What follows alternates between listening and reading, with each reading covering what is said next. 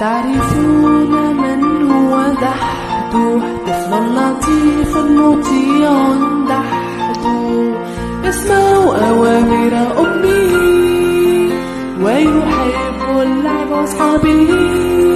هل تعرفون من هو دحدوح؟ الأصدقاء يحبون دحدوح وشجعوه في يوم لقطف البرتقال من حديقة غناء. هل تعرفون من هو دحدوح؟ فكر هذا الولد في تسلق سور الحديقة، ولكن في الأخير تذكر كلام أمه. هل تعرفون من هو دحدوح؟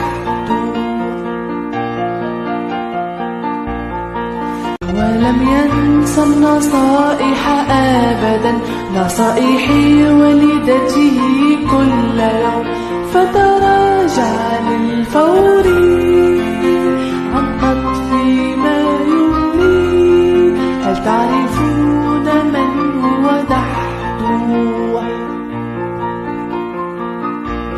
هذا هو التصرف السليم، فعلينا دوما ببر الوالدين. تذكروا دوما يا أطفال بالأخلاق